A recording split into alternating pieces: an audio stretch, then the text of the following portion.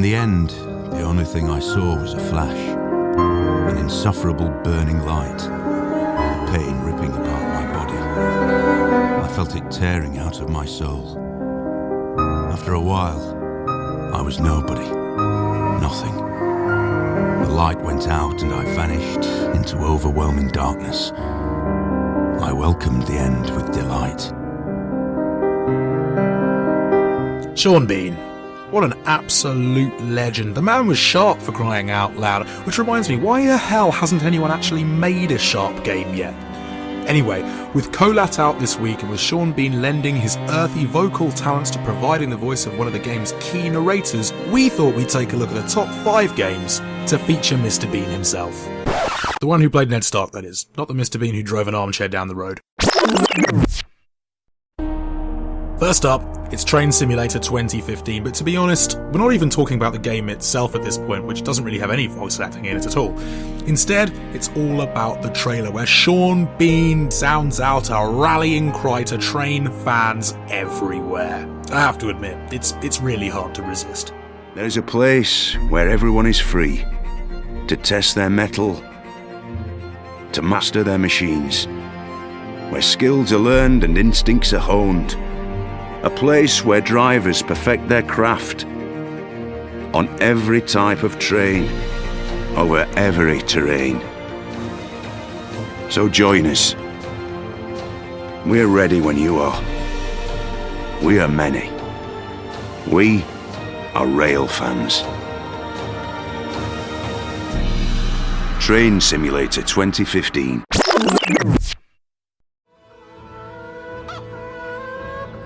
Next up, it's LEGO Lord of the Rings. I mean, who could forget Sean Bean's turn as Boromir in the classic film trilogy? And of course, this was recreated in LEGO form with bananas for arrows and a chicken pooping out an egg. Still, that did not take away from the gravitas and the emotion contained in the scene where Boromir sadly snuffs it.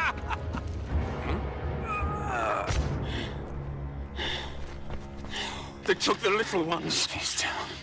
Frodo tried to take the ring from him. The ring is beyond our reach now.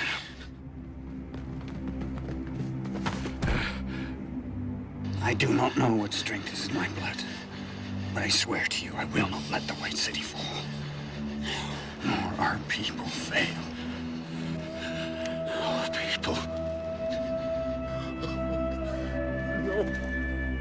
I would have followed you, my brother. My captain. My king. No. Pass us that sleeve, Gimli. We need to have a bit of a cry ourselves.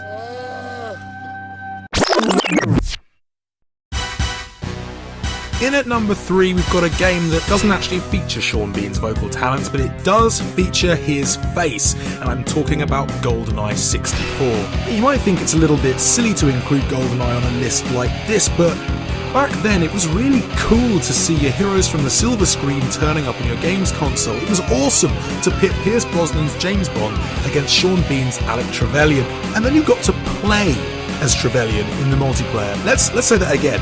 This is a game where you got to play as Sean Bean. How could it not be on this list?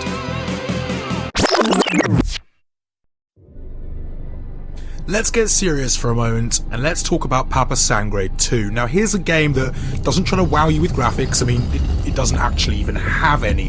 It's an audio-only experience for iOS and it's absolutely terrifying. In it, you navigate a dark, treacherous world using just sound, guided by a completely unreliable narrator, voiced by Sean Bean. It's really weird. Since Game of Thrones, you kind of associate Sean Bean with honour. You know, he's a trustworthy person. His voice is the sound of honesty. But that's really not the case in Papa Sangre 2, with Sean Bean essentially guiding you through the underworld. It's a fascinating game, brought to life in phenomenal fashion by the man himself. Seriously, if you haven't checked it out, get on it.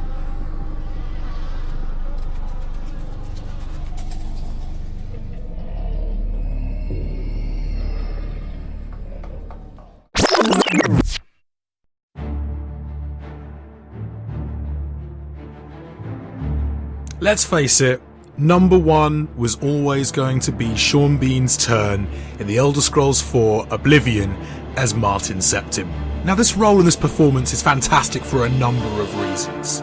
First of all, the character himself has real depth that's only amplified by Sean Bean's performance. I mean, Martin is a guy who grew up believing that his dad was a farmer and his mother had died giving birth to him, but no, he's actually the last in the line of royalty, the son of Emperor Uriel Septim VII. Thing is though, if you know anything about Sean Bean, you know that he loves Sheffield United, whose nickname are the Blades. And of course this kind of ties in with Oblivion, when Martin gets taken under the protection of the Blades, a powerful group of elite spies and swordsmen in the service of the Emperor of Tamriel.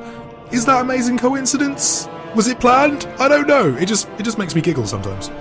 But on top of that, Oblivion gives Sean Bean one of the best deaths he's ever had in anything. I mean, if you know about Sean Bean, you know he dies in absolutely everything. But in Oblivion, he gets to die by transforming into a massive golden dragon wreathed in fire. He's never met a better end than he does in this game. And that's kind of why Oblivion has to be at the top of this list. Sean, we love you. You're a living legend. Please make more video games. This medium needs you. Also a sharp game. We totally need a sharp game.